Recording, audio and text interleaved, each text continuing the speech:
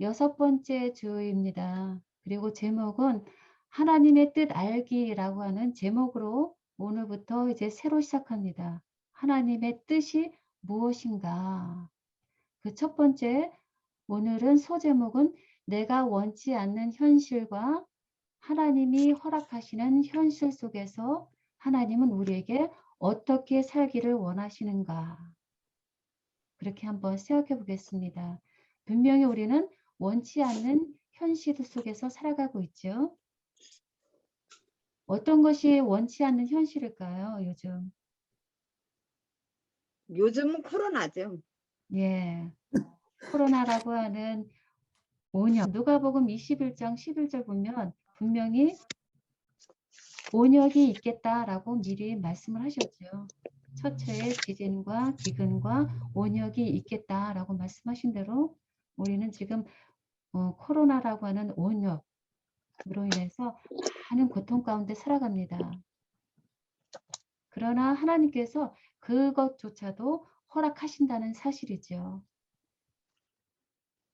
제 개인적으로도 원치 않는 현실이 참 많아요. 이 추운 겨울에 저는 손발이 차가워서 겨울이 참 싫거든요. 그러나 우리는 그 현실 속에서 살아갑니다.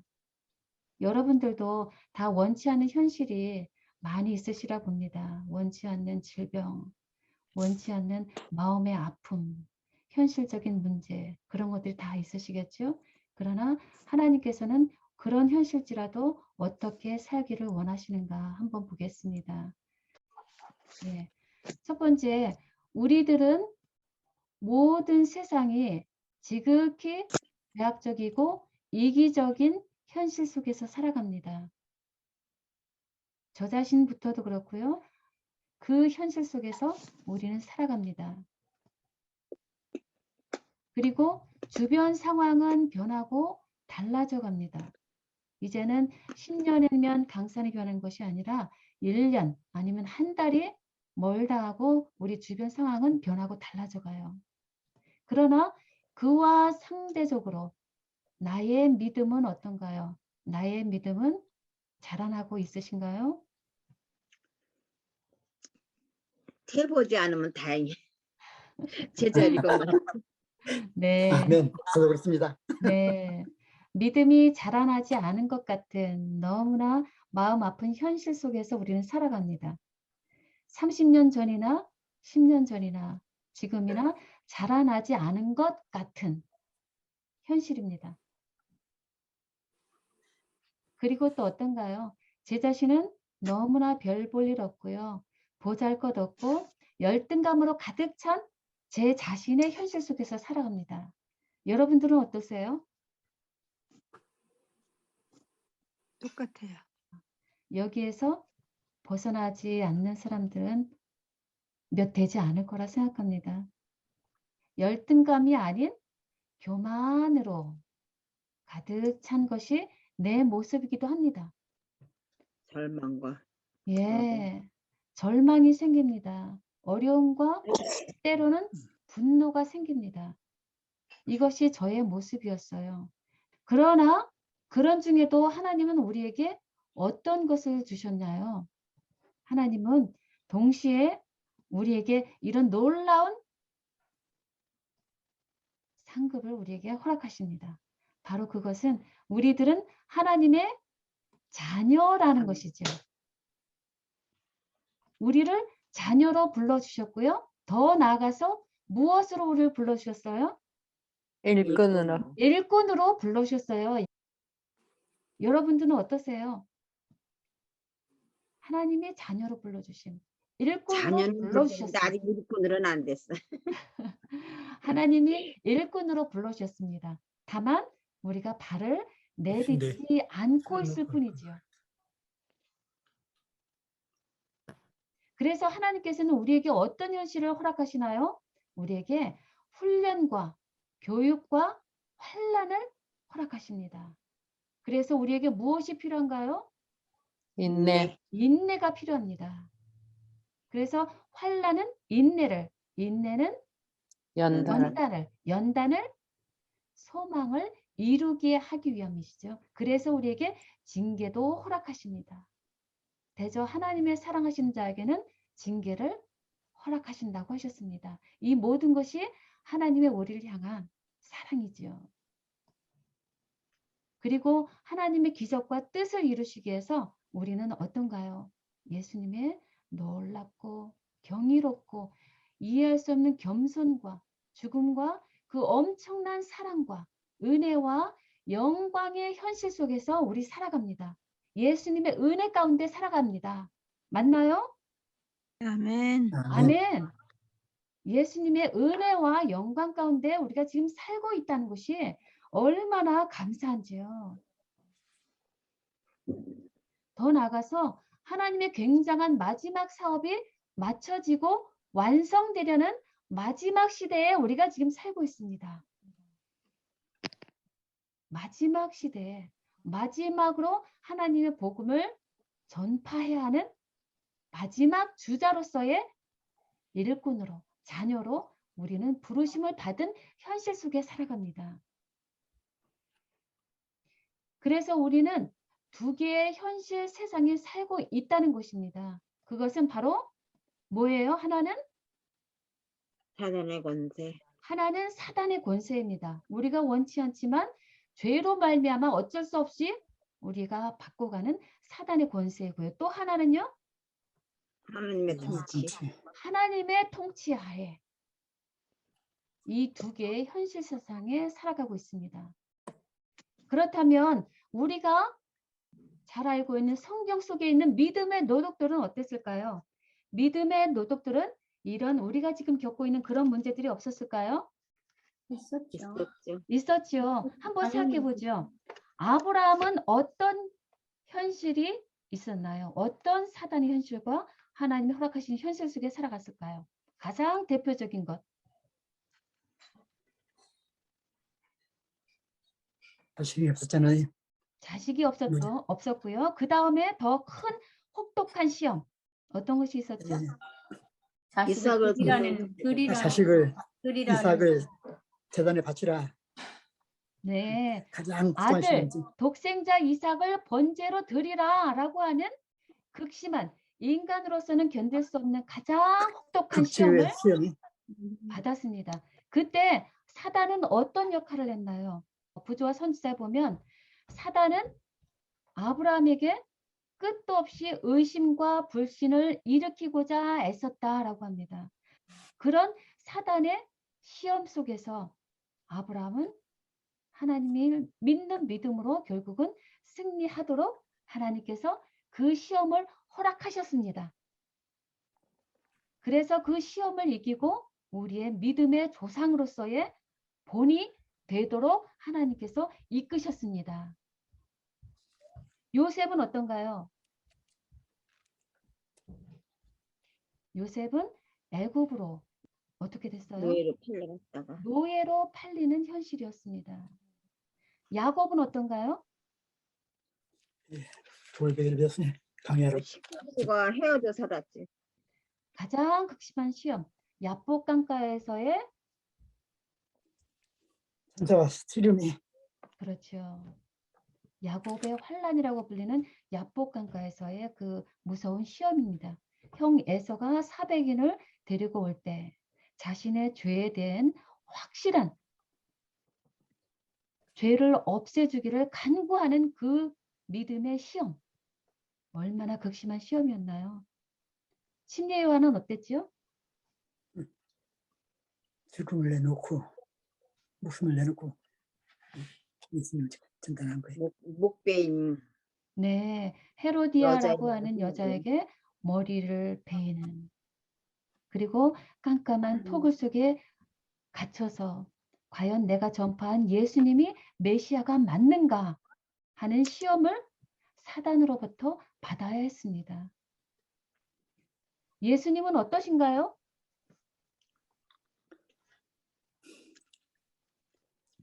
예수님 자신도 인간적으로는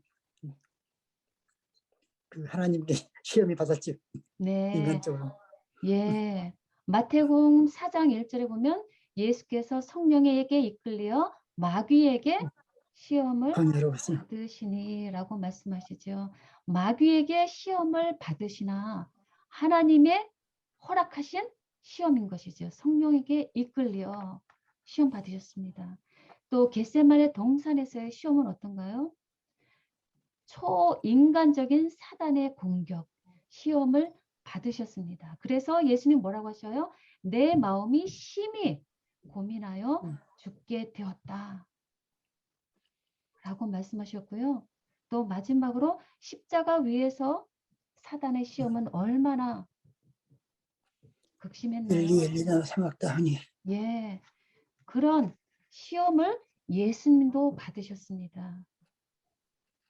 이 어째 세상에 나를 버리시나이까. 네, 이 세상에 그런 시험이 존재합니다. 그러면 이 사단의 권세와 하나님의 통치 가운데서 우리는 그러면 하나님의 백성이면서 동시에 사단의 백성이 될 수가 있을까요? 대선 안 되죠. 그런 현실이죠.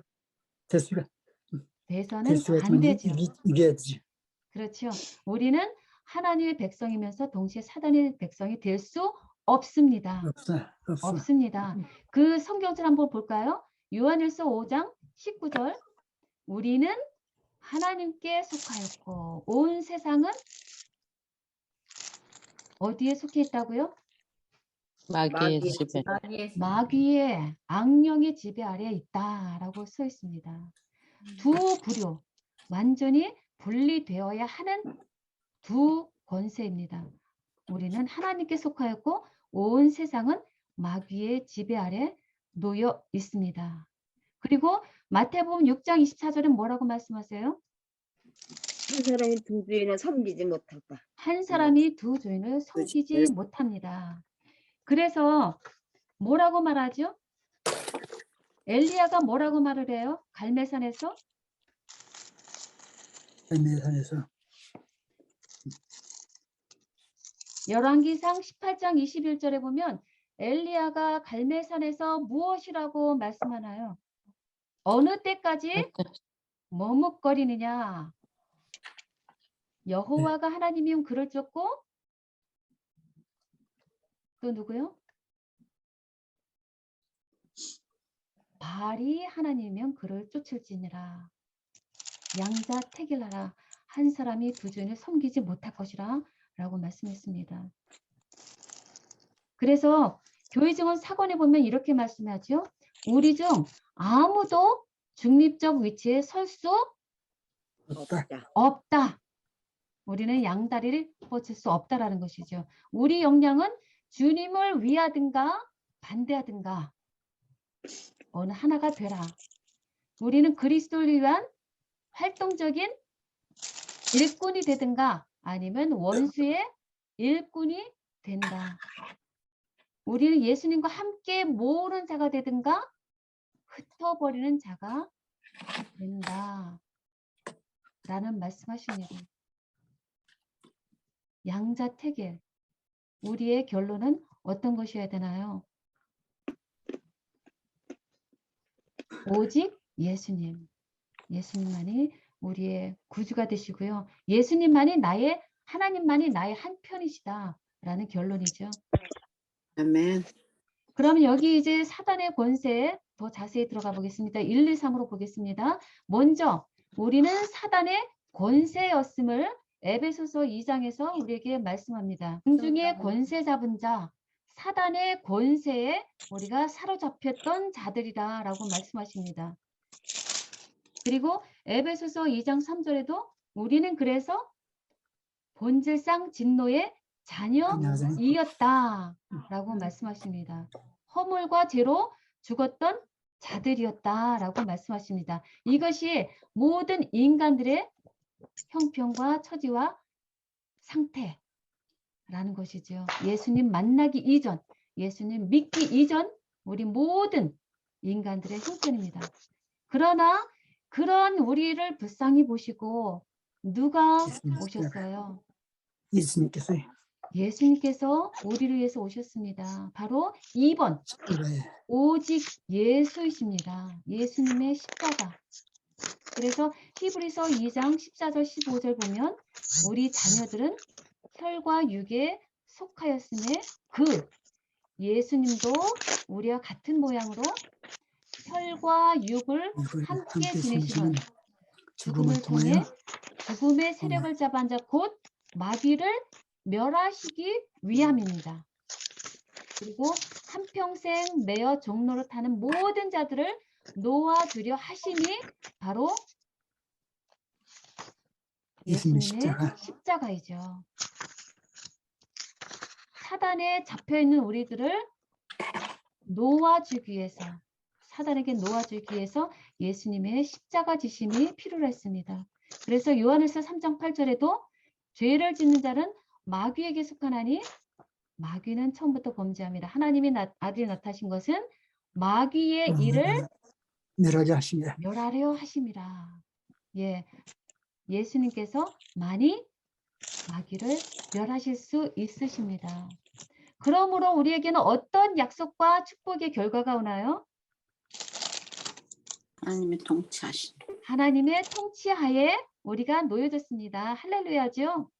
아멘. 사단의 권세가 아닌 하나님의 능하신 통치하에 우리가 들어왔습니다. 그래서 시편 146편 보면 시온아 여호와는 영원히 다스리시고 내 하나님은 대대로 통치하시도다 라고 말씀하십니다. 우리는 이제 영원히 하나님의 것이 되었습니다. 대대로 우리를 통치해 주시는 하나님께 우리는 얼마나 감사하며 살고 있는지 다시 한번 돌아보게 됩니다. 그래서 우리 입에서 나와야 할 것은 할렐루야, 할렐루야라고 하는 것이 우리 입에서 나와야 하는 노래이지요. 그리고 계시록 19장 6절 보면 또 내가 들으니 허다한 무리의 음성과도 같고 많은 물소리와도 같고 큰 우레소리와도 같은 소리로 이르되 할렐루야 우리 하나님 곧 전능하신 이가 통치하시도다 라고 외칩니다. 어떤 분이세요? 우리 하나님은 또 수식을 지나며 전능하신. 전능하신 이, 전능자 하나님이 우리의 하나님이십니다. 전능자 하나님, 그분이 우리와 함께 계십니다. 그러므로 이사야에서는 말씀합니다. 좋은 소식을 전하고 평화를 공포하고 복된 좋은 소식을 가져오고 구원을 공포하고 하나님이 통치하신다는 자의 산을 넘는 말이 어찌 그리 아름다운 거라고 외칩니다. 바로 하나님이 함께 하실 때 우리에게는 좋은 소식이 있고요. 평화가 함께 우리에게 있고요. 복된 좋은 소식이 있고요. 또 뭐가 있어요? 우리에게? 구원을 공포하며 구원이 있고요. 하나님이 우리의 통치가 되십니다. 이것이 지금 하나님께서 우리에게 주신, 허락하신, 약속하신 놀라운 상급들입니다. 그런데 성경에는요. 보이는 현실이 전부가 아니고 보이지 않는 현실이 어떻다고요? 크고 중요하여 훨씬 크고 중요하고 중요하고 가치가 있다라고 말씀하십니다. 훨씬 크고 중요하고 가치가 있는 것이 바로 보이지 않는 현실이에요. 보이지 않는 현실. 그럼 보이지 않는 현실에 대한 자세한 설명 고린도서 4장 말씀 볼까요? 우리가 잠시 받는 환난에 경한 것이 지극히 크고 영원한 영광에 중한 것을 우리에게 이루게 함이니 우리의 돌아보는 것은 보이는 것이 아니요 보이지 않는 것이니 보이는 것은 잠깐이요 보이지 않는 것은 영원함이라 라고 말씀하십니다. 여기 한번 볼까요? 우리가 잠시 받는 환난에 경한 것이 무엇을 이룬다고요?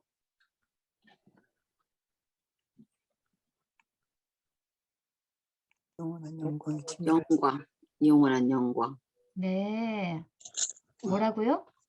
지극히 크고 영원한 영광에 중한 것을 우리에게 이루게 하십니다. 뭐예요? 우리에게 닥치는 시험과 시련과 환난이 무엇을 우리에게 준다고요? 영원한 영광. 예. 우리에게 주어줄 영원한 상급을 우리에게 이루고자 하나님이 시험을 허락하신다라는 것이죠. 그래서 오늘 제목, 하나님께서 우리에게 원치 않는 현실이지만 하나님이 허락하시는 현실 여러 가지 있지만 가장 대표적인 것은 왜 우리에게 시험과 시련과 환난이 주어지는가? 하나님이 왜 그 시험을 허락하시는가? 그것에 대한 하나님의 뜻을 알자라는 것입니다. 그래서 하나님께서 왜 우리에게 그 시험을 허락하신다고요? 우리를 단련시키기 위해서. 네, 우리에게 놀라운 상급을 우리에게 허락하시기 위해서 우리를 단련하신다는 것이죠. 그래서 보이지 않는 현실은요, 영원한 영광에 중한 것이고요. 그리고 보이지 않는 것이고요. 그리고 어떤 특성이 있어요? 이루야 무슨 특성이 있어요? 영원히 영원성. 예, 그것이 하나님께서 우리에게 허락하시는 상급의 특성입니다. 그러면 이제 오늘 기억절 암송 먼저 보겠습니다. 시편 42편 5절이에요. 한번 읽어볼까요? 내 영혼아 내가 어찌하여 낙심하며 어찌하여 내 속에서 불안하게 하는가. 너는 너는 하나님 하나님께 소망을 두라. 그가 나타내심으로 말미암아 내가 여전히 찬송하리로다. 아멘. 감사합니다. 여러분들의 상황은 아니신가요? 여러분들 낙심하시고 불안해하시지 않으셨어요? 많이 낙심합니다. 많이 낙심했어요. 낙심하지요. 많이 불안해하죠. 그것이 우리 인간들의 형편과 처지입니다. 우리는 어쩔 수 없이 낙심과 불안 가운데 살아갑니다. 그것이 우리들의 모습이에요. 어느 누구도 여기서 죄이 되는 사람은 없다고 봅니다. 그런 우리들에게 하나님은 뭐라고 말씀하셔요? 소망을 두라. 하나님께 소망을 두라. 하나님께만 소망을 두라라고 말씀하십니다. 이 세상이 아닌 오직 하나님, 오직 예수님께만 소망을 두라라고 명령하십니다. 왜 그러실까요? 내가 여전히 찬송을 우리로 하여금 찬송하게 하겠어요. 하나님께만 우리의 소망이 있는 것이죠. 그래서 이 말씀대로 우리가 믿음과 순종할 때 하나님께서는 놀라운 상급을 허락하십니다. 어떤 상급을 여기서 허락하시나요? 첫째, 낙심과 불안 가운데서 우리를 어떻게 해주세요? 도와주십니다. 그러므로 우리에게 어떤 일이 일어나요? 찬송하게 하십니다. 낙심과 불안 가운데 있는 우리들을 하나님께서 도와주셔서 우리로 하여금 하나님께 찬송하도록 하는 놀라운 약속과 축복을 우리에게 허락하신다는 말씀이에요. 그것을 이루기 위해서 우리는 어떻게 하라고요? 하나님께 소망을 두라. 하나님께만 소망을 두라라고 말씀하십니다. 아멘이죠? 아멘. 예, 이것이 진리입니다. 이것이 복음이에요. 우리는 어쩔 수 없지만 하나님께만 소망이 있으므로 그를 믿고 순종할 때 우리에게는 놀라운 약속과 축복을 주시겠다라고 하는 하나님의 복음입니다. 그러면 이제 질문 나가볼게요. 위에 시편 42편과 43편은 한 챕터로 보는 사람들이 있습니다. 그러면 42편과 43편에 똑같은 성경절이 3번 나오거든요. 5절에도 나오고 11절에도 나오고 43편 5절에도 이렇게 3번 나옵니다. 이 3번 나오는 이유가 무엇일까요? 3번 나오는 건 아주 중요하다는 소리잖아요. 왜 이 시편 저자는 이렇게 3번이나 이 성경절을 반복해서 기록하고 있을까요? 그 밤과 눈물과 마음의 상함에서 원수가 찔려서 품에다 비방 하나님의 불을 당신과 속에서에도 불구하고 네, 맞습니다, 장로님. 우리 인간의 상태는요, 갈급함이 있고요, 눈물과 마음의 상함과 원수로부터의 압제와 슬픔과 대적으로부터의 비방과 하나님의 안 계신 것과 같은, 외면하신 것 같은, 그래서 낙심과 불안 속에 살아가고 있는, 끊임없이 반복되는 우리 인간들의 형편과 처지가 계속해서 반복된다라는 것입니다. 어쩌다가 한 번이 아니라 또 갈급해지고요. 또 하나님이 안 계시는 것 같고요. 또 마음이 불안해지고요. 그런 것들이 우리 인간 속에 계속해서 된다라는 것이 사실이에요. 그래서 그 고통으로 말미암아 우리는 힘들어하고 살아가는 우리들의 형편과 처지입니다. 그럴지라도 하나님은 우리를 어떻게 하세요? 그런 어려움 중에 우리로 하여금 하나님을 바라보라. 하나님께 소망을 두라. 라고 계속적으로 말씀하십니다. 계속 하나님을 바라보라. 그래서 낮에는 여호와께서 그의 인자하심을 베푸시는 것을 우리가 보라라는 것이에요. 그런 삶으로 우리가 살아갈 때 밤에는 어떤 일이 있어요? 찬송이 내게 하나님을 찬송하는, 하나님께 감사하는 그런 분명한 시간이 우리에게 주어진다는 것이에요. 그래서 아침에 일어나서 아프다. 그러나 낮에 하나님의 인자심을 바라보라. 밤에는 그 하나님께서 나를 지켜주심으로 하나님께 찬송을 드리는 이런 일들이 반복 우리 인생에 반복된다라는 것입니다. 그래서 시편 42편과 43편을 시간 내서 한번 읽어보시면요. 이런 말씀들이 계속 기록됩니다. 내 반석이신 하나님께 말하기를 어찌하여 나를 잊으셨나이까? 라고 탄식하는 성경절이 나오고요. 주는 나의 힘이 되시는 하나님이거늘 어찌하여 나를 버리셨나이까? 라는 탄식의 고백이 나옵니다. 그런 고백이 나오면서 또다시 하나님께 소망을 두고 바라보고 하나님께 찬송하고 그런 것이 이 시편 저자 다윗의 삶이라는 것입니다. 그것이 우리들의 삶이라는 것입니다. 그렇지 않은가요? 아멘. 네, 이것이 우리들의 삶입니다.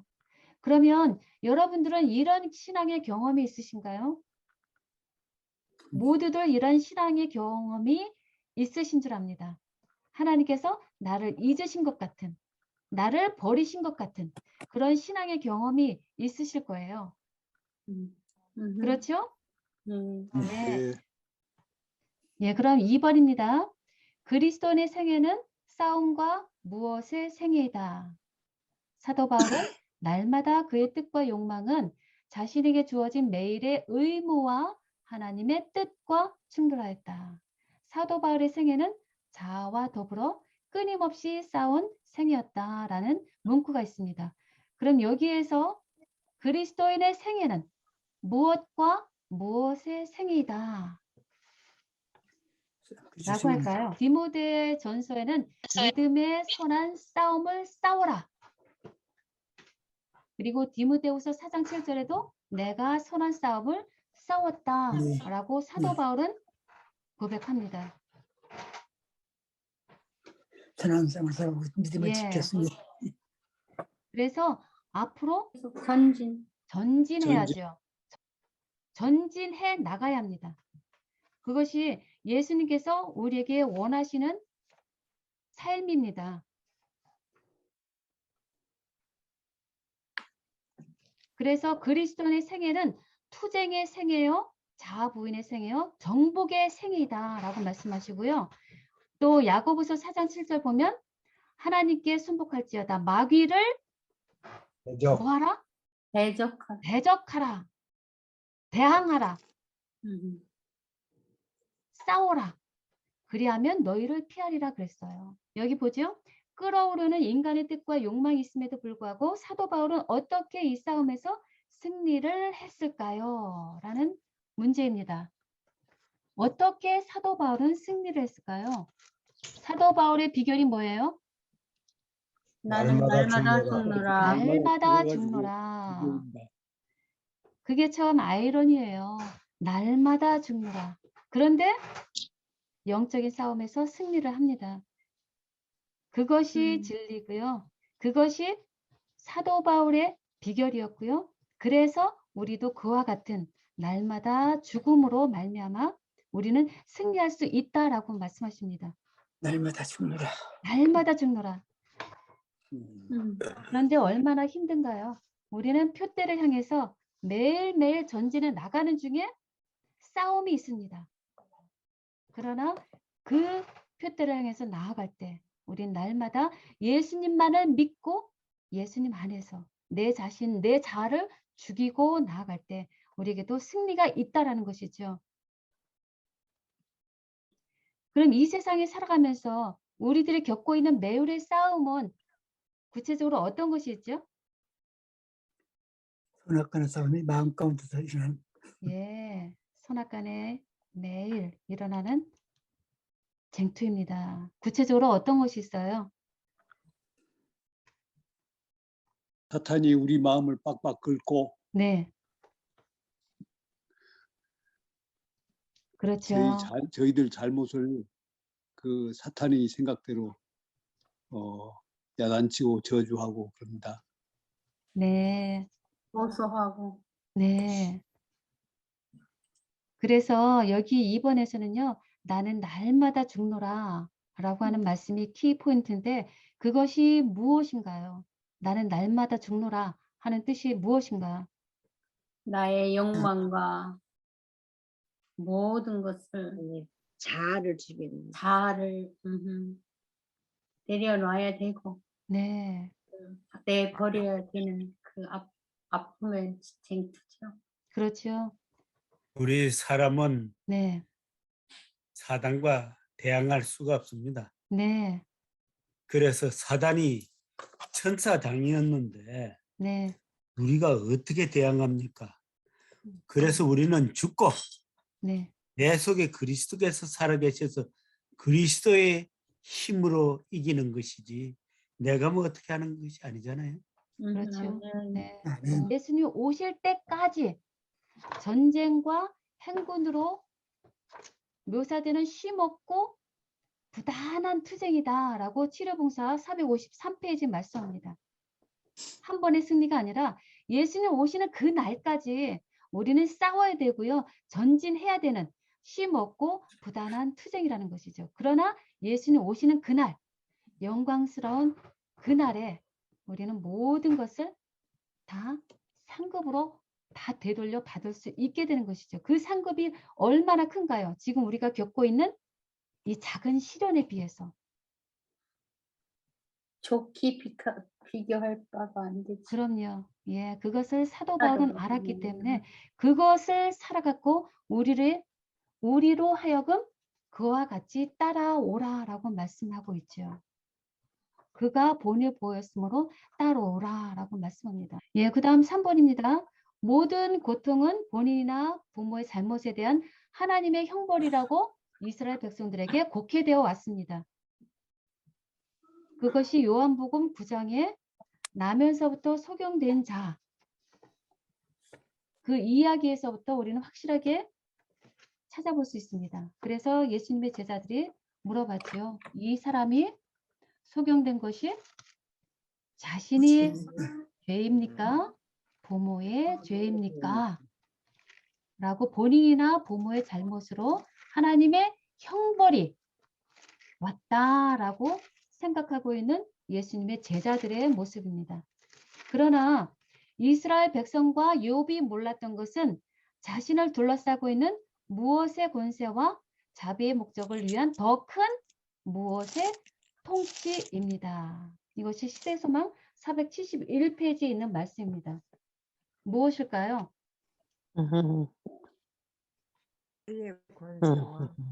하나님의 권세와 예수님의 통치. 예, 사단의 권세와 더 큰 하나님의 예수님의 통치. 통치입니다.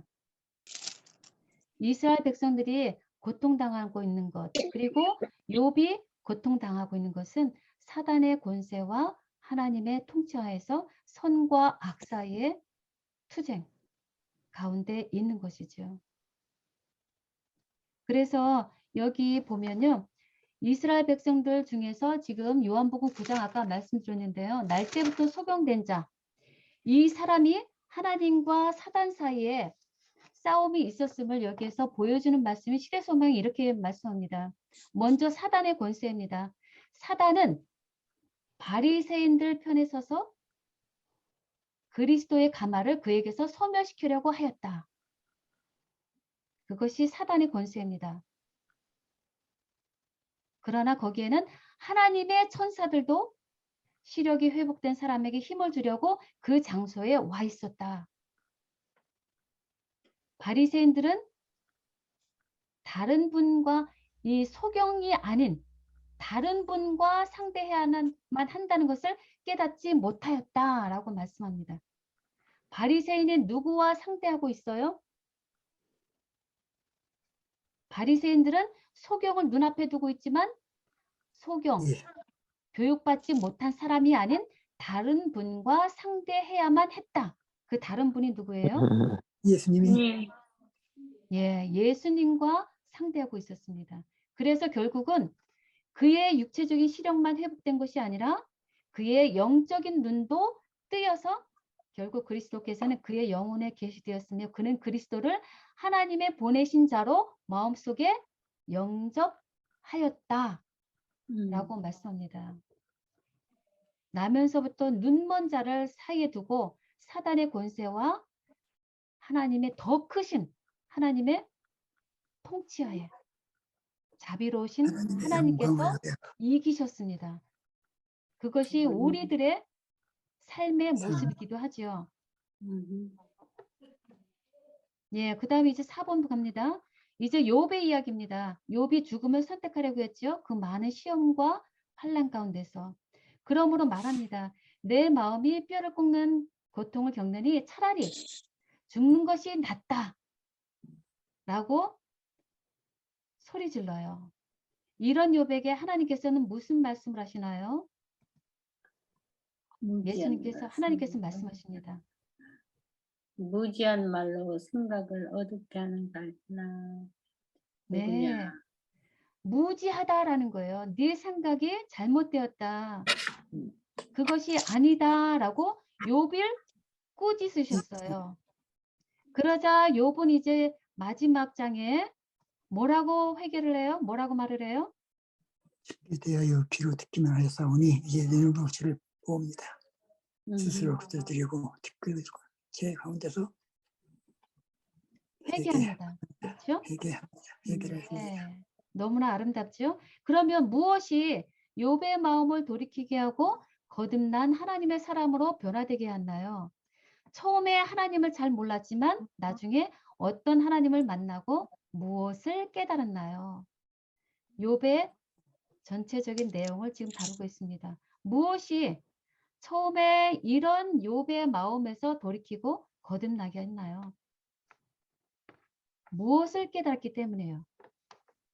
하나님이 공의로운 사랑, 하나님의 사랑을 뼈를 깎는 고통을 뼈를 깎는 고통을 공의로운 하나님을 만나고서 눈으로 주님을 본 다음 눈으로 주를 본 다음. 네, 다 맞습니다. 다 맞습니다. 예, 여러분도 하신 말씀이 다 맞아요.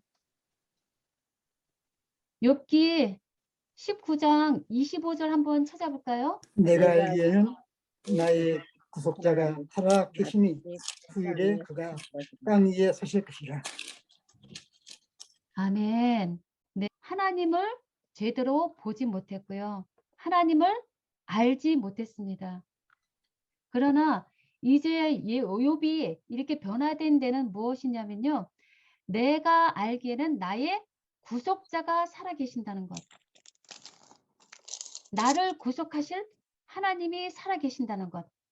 그것을 깨달았고요. 그 이전에 하나님과 대면하여 보면서 무엇을 먼저 깨달았냐면요.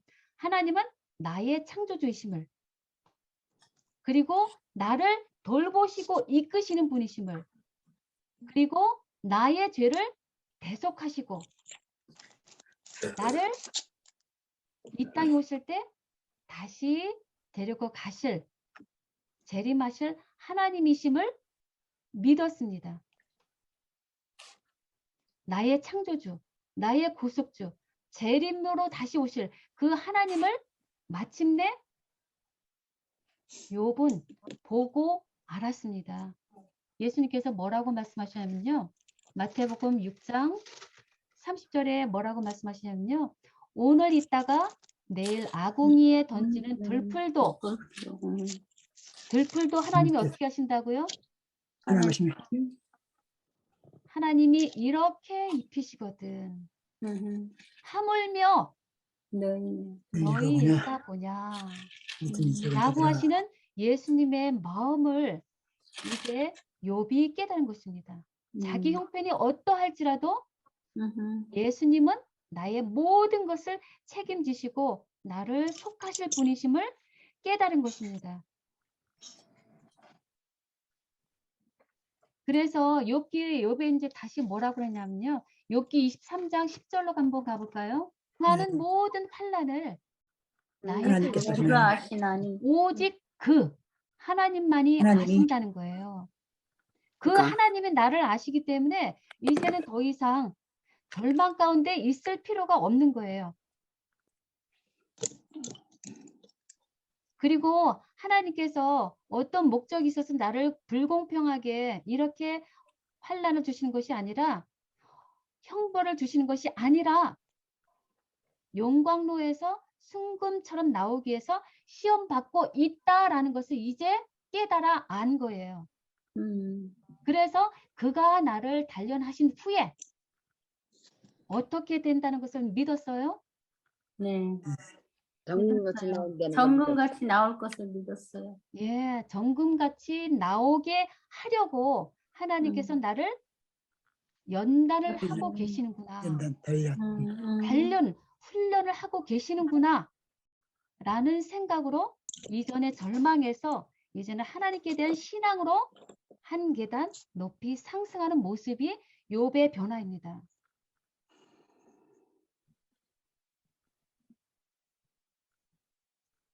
그래서 오히려 고난과 시련이 우리로 하여금 하나님의 은혜를 붙잡을 수 있도록 하나님께서 우리를 훈련하시고 우리가 가는 길을 가르치고자 쓰시는 도구라는 것. 하나님이 그 시련을 우리로 하여금 유익을 위해서 도구로 쓰신다는 것이죠. 그럼 이제 5번 보겠습니다. 이제 사도 바울이 나와요. 사도 바울은 우리의 모본입니다. 그러나 사도 바울도 우리와 못지않은 대쟁투 속에 있습니다. 그래서 로마서 7장 21절에 뭐라고 해요? 내가 한 법을 깨달았느니 곧 선을 행하기 원하는 나에게 뭐가 있다고요? 악이 악이 악이 악이 함께 함께 있다. 라고 사도 바울이 선과 악이 탄식합니다. 음. 사도 바울의 오늘은 마음속에 누가 대쟁투가 지금 벌어지고 있어요. 그 이유가 무엇인가요? 선과 악이 함께 공존하기 때문이죠. 그렇죠. 선과 악이 함께 공존한다라는 것이죠. 하나님을 만났기 때문에 그럼 알게 되는 것이죠. 네, 하나님을 알기 때문에 성령께서 깨닫게 해주신 것이죠. 아멘, 감사합니다. 예, 그리고 하나님의 통치와 사단의 권세가 함께 공존합니다. 하나님의 법과 죄의 법이 함께 공존합니다. 생명의 성령의 법과 죄와 사망의 법이 함께 공존합니다. 그래서 어쩔 수 없이 우리는 이런 선과 악의 대쟁투에 다 휩쓸려 삽니다. 그래서 이제 로마서 7장 24절 보면 바울이 탄식합니다. 무엇이라고 탄식하나요? 나는 공고한 사람이로다. 오호라, 나는 곤고한 사람이로다. 이 이 사망의 사망의 몸에서 몸에서 누가 누가 나를 나를 건져내랴 말씀을 탄식을 말미암아 해요. 하나님께 감사리로다. 누가 나를 건져내랴 라고 탄식합니다. 이 곤고한 게 무슨 뜻이라고요? 연약한 사람이 참아. 곤고하다. 이게 무슨 뜻이라고요? 오호라 나는 곤고한 사람이로다. 비참한 사람. 비참하다. 비참한. wretched man이라고 말씀드렸죠. 비참하다. 오호라 나는 비참한 사람이로다. 이 사망의 몸에서 누가 나를 건져내랴 라고 말씀합니다. 이것이 우리 인간의 상태예요. 사도 바울의 말이 바로 저와 여러분의 탄식이고 우리들의 형편과 처지입니다. 그러나 사도 바울은 무엇이라고 얘기해요? 빛으로 말미암아 하나님께 감사리로다. 예. 감사리로. 감사. 이렇게 사망의 몸에서 절규하면서 음. 이런 말로 돌아서요. 우리 주 예수 그리스도로 말미암아 하나님께 감사리로다. 2번 오직 예수로 말미암아 3번 하나님께 한번 감사하는 하나님께 생활로 변화가 됐습니다. 음. 공고하고 비참한 사람이 어떻게 감사로 변화가 되나요? 하나님을 만났을 때 예수님을 누구로 말미암아요? 예수 말미암아. 예수님을 예수 만남으로써 그리스도로 말미암아. 왜 음. 예수 그리스도로 말미암아서 우리는 감사하게 되나요? 그가 하나님을 우리를 만났기 때문에. 모든 것을 담당해 주셨고 우리를 새 생명 주셨기 때문에. 아멘. 맞습니다. 우리 고린도전서 15장 57절을 볼까요? 왜 우리는 예수 그리스도로 말미암아 하나님께 감사하게 되는가요? 고린도전서 15장 57절 한번 볼까요? 거기 15장. 그리스도로 말미암아 우리에게 승리를 주시는 하나님께 감사하노니. 네, 맞습니다. 예수 그리스도로 말미암아 우리가 무엇을 받는다고요? 이김을 주시는 하나님께 이김. 감사를. 승리. 우리는 불가능하지만 오직 예수 그리스도로 말미암아 우리에게 승리를 주신다는 것이죠. 우리에게 이김을 주신다는 것이에요. 예수님을 말미암아. 예수님을 믿음으로. 예수님 예수님께서 백성이 우리에게 이김을 승리를 주신다는 것이죠. 그러므로 말미암아 우리에게 하나님께 감사하는 감사리로다. 삶을 우리에게 허락하신다는 것입니다. 그런즉 내 자신이 마음으로는 하나님의 법을 육신으로는 죄의 법을 섬기노라. 예, 우리는 어쩔 수 없이 마음에는 하나님의 법을 섬기지 마음에 심어뒀지만 여전히 이 세상에 살면서 육신으로 죄의 법에 사단의 권세에 눌려서 살아가고 있는 우리들의 모습을 여기 말씀합니다. 그러므로 이제 그리스도 예수 안에게는 결코 정죄함이 없느니 이는 그리스도 예수 안에 생명의 성령의 법이 제 사망에서 너를 해방했습니다 라고 말씀합니다. 그러면 여기 더 쉽게 도표로 만들었어요. 영원한 기쁜 소식입니다. 복음입니다. 한번 볼까요? 우리 인간들의 형편과 처지가 어떻다고 여기 지금 표현이 되어 있나요? 첫 번째. 오라 나는 분과사로다. 사람이로다. 이 사망의 몸에서 누가 나를 건져내랴. 예, 우리 인간들의 형편과 처지는 한탄하는 곤고한, 비참한 죄와 하나님의 법, 죄의 법과 사망에서. 하나님의 법 가운데서 대쟁투가 일어나고 있는 형편에서 비참한 사망의 몸에서 살아가고 있는 우리들의 모습, 절규가 우리들의 형편과 처지입니다. 그러나 누가 계세요? 예수 오직 예수 그리스도. 그리스도 하로 2번. 말미암아 오직 예수 그리스도로 말미암아 우리에게 승리를 주시는 분 때문에 아멘. 우리는 어떻게 된다고요? 하나님께 감사리로다. 하나님께 감사하는 것. 하나님께 감사할 수 있게 되는 것이죠. 하나님께 감사하는 약속과 축복이 우리에게 주어지는 것이죠. 그리고 또 한 번의 복음이 있습니다. 우리는 여전히 마음에 하나님의 법을 섬기길 원하지만 육신으로는 여전히 죄의 법에 눌려 살고 있는 우리들의 형편과 처지. 이것이 1번 인간의 상태입니다. 그러나 예수 그리스도 안에 있는 자에게는 오직 예수로 말미암아 보이시죠? 결코 정죄함이 없나. 예, 오직 예수로 말미암아 정죄함이 없게 되고요. 어떤 약속과 축복이 주어져요?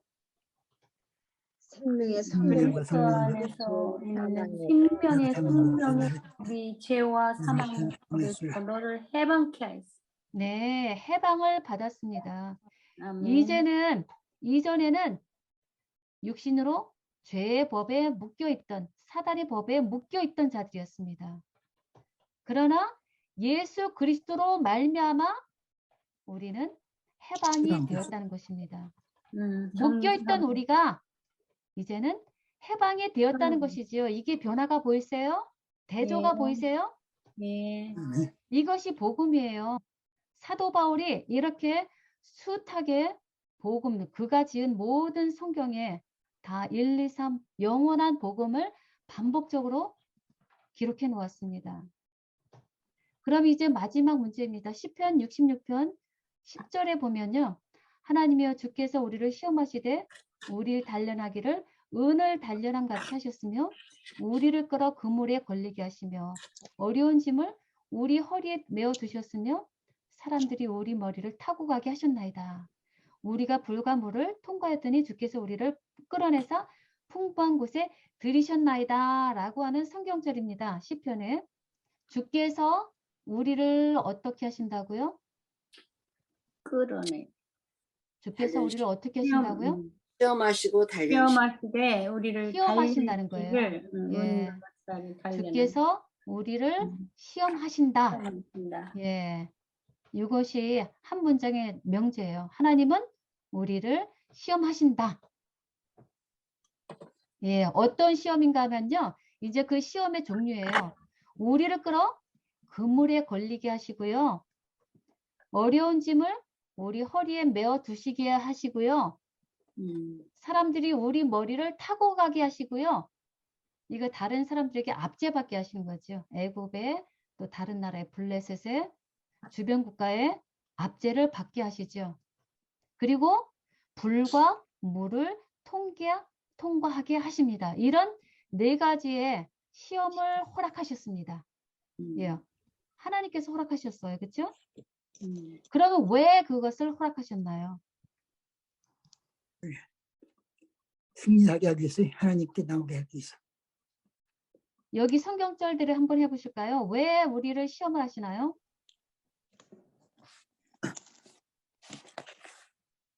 훈련시키시려고. 은을 단련함 같이 시험하시는 것이죠. 정금같이 나오게 하시기 위해서 욥을 단련하신 거고요. 우리를 은을 단련함 같이 쓸모있는 유익한 자가 되게 하기 위해서 단련하십니다. 그것이 첫 번째 목적이에요. 우리를 시험하시는 이 목적, 은을 단련함 같이 허락하지 시험을 하신 것입니다. 그런데 그 시험 가운데서 누가 우리를 건져내시나요? 예수께서. 예수께서. 예수라는 단어가 어디 있는데요? 주께서 우리를 끌어내사 풍부한 그렇지요. 곳에 들이셨나이다. 그렇지요. 주께서. 예수께서 오직 예수로 말미암아 우리를 어떻게 하셨다고 어떤 약속과 축복을 주세요? 그리고 해서 풍부한 곳에 풍부하게. 그러면서 풍부하게 하십니다. 풍부한 곳. 네. 하늘나라에 우리를 끌어내사 풍부한 곳에 들이셨습니다. 자, 한번 볼까요? 여기 한번 보시면요. 첫 번째, 하나님은 우리를 끌어내셨어요. 끌어내. 우리를 한번 끌어내셨어요. 그렇죠? 애굽에서 우리를 어디로 끌어내셨어요? 가나안으로 해. 첫 번째 우리가 걸어가야 할 곳이 광야, 어디예요? 광야. 예, 광야로 우리를 끌어내셨습니다. 그 광야 길에는 무엇이 많아요? 시험이 많아요. 광야에는 시험이 많습니다. 그러나 그 광야 길에 누가 함께 계세요? 주께서 예수께서 우리와 함께 계시고 결국은 우리를 또 끌어내셔서 어디로 들여보내세요? 가나안으로 해. 가나안 땅. 가나안, 풍부한 곳, 젖과 꿀이 흐르는 곳, 그곳으로 우리를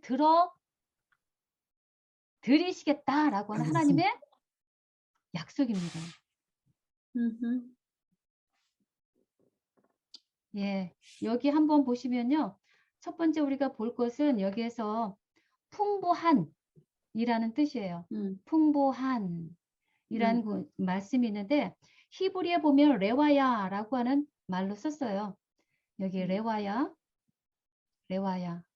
여기서 풍부하다라는 것은 구약에서는 딱 두 번만 쓰였어요. 시편 23편 5절에 내 잔이 넘치나이다. 넘치나이다 라고 하는 풍부한, 풍요한, 풍요로운 이런 뜻으로 그렇게 쓰였습니다. 그러면 또 신약에서는 어디에 또 풍부한, 풍족한 그런 단어가 있을까요? 누가복음 15장. 내 아버지에게는 양식이 풍족한 품꾼이 얼마나 많은고. 어디서 나오는 성경절이죠? 향자 이야기. 탕자의 비유. 탕자가 모든 것이 다 끊어졌을 때 내 아버지에게는 양식이 풍족한 품꾼이 얼마나 많은고라고. 나는 이런 여기서 아버지의 이렇게 예, 풍족한. 어디가 풍족하다고요?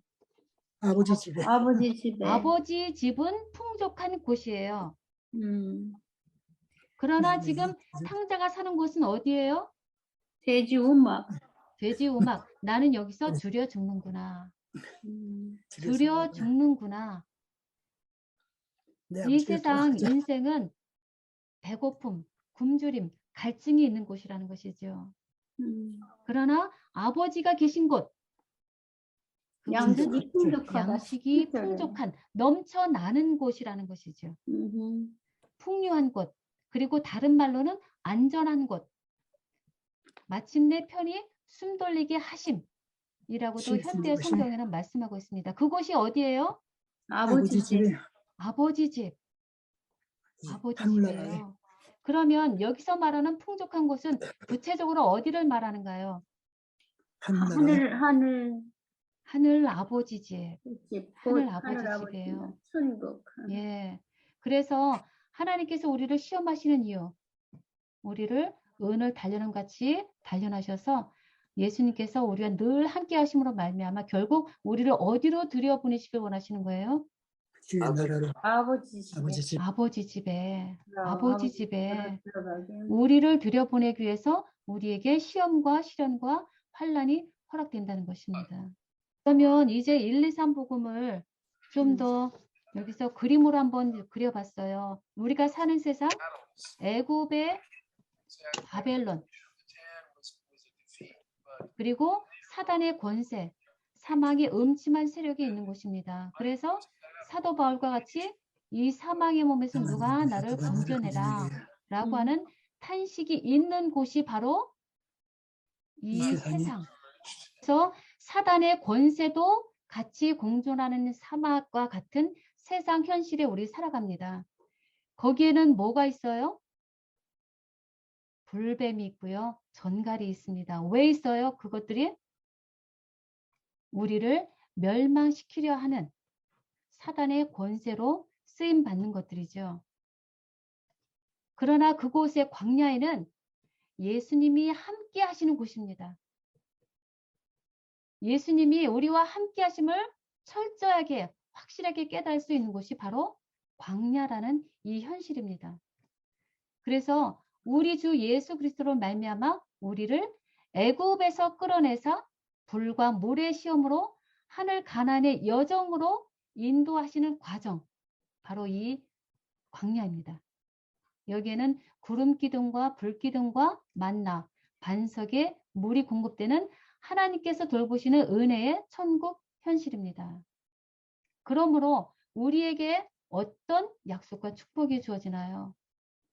바로 더 크고 위대한 하나님의 통치가 우리를 기다리고 계십니다. 그래서 늘 꿈에도 그리는 하늘 가나안 여호와의 집에 영원히 살리로다 라고 하는 시편 23편의 다윗의 그 고백이 우리의 고백이 되는 것이죠. 그러나 여기서 하나 볼 것은 사단은 불뱀과 같이 우리를 멸망시키려고 하지만 하나님께서는 불뱀을 이스라엘 백성들을 단련시키기 위해서 도구로 쓰신다는 거예요. 불뱀조차도 우리를 유익하기 위해서 하나님에 의해 쓰임받는 도구라는 것이 얼마나 제 가슴에는 놀라운 은혜로 다가왔는지 몰라요. 그래서 마지막 날의 사건들 보면 이렇게 기록합니다. 이러한 상지적 표정들, 광야의 불뱀들은 이중의 목적을 달성한다. 하나님의 백성들은 그런 것을 통해서 지상의 물리적인 세력들이 창조주의 통제 아래 있다라는 것이에요. 하나는 불뱀조차도 창조주의 통제 아래 있다. 그리고 또 하나는 국가들의 종교적인 움직임도 그분의 지배 아래 있다라는 것을 이중의 목적을 우리에게 보여준다라고 말씀하십니다. 이것이 얼마나 우리에게는 복음인가요? 아무리 우리가 불뱀과 같은 쓰라림과 아픔과 절망과 환란이 있을지라도 하나님에 의해서 우리에게 시험으로 작용될 때는 하나님께서 원하시는 대로 우리를 하늘 아버지 집으로 들이시겠다라고 하는 하나님의 목적과 뜻과 계획대로 우린 하나님 아버지 집에 갈 수 있다라는 것. 이것이 우리에게 얼마나 희망과 용기가 되는가. 그것을 지금 하나님은 보라고 하시는 거예요. 사는 현실이 원치 않는 사단의 권세에 있지만 하나님이 허락하시는 현실, 시험의 목적은 반드시 그 시험을 통해서 우리로 하여금 하나님 아버지 집에 함께 영광스럽게 살게 하기를 원하시는 하나님 아버지의 속마음, 그 하나님의 속마음을 알자 라는 것이 오늘의 주제입니다. 그 하나님의 속마음대로 우리는 지금 겪는 모든 현실 속에서 하나님을 더욱 바라보고 말씀 속에서 우리를 향한 하나님의 뜻과 목적을 더욱 확실히 깨닫고 하나님께 감사와 찬송 돌리는 우리 모두가 되시면 하는 간절한 마음입니다.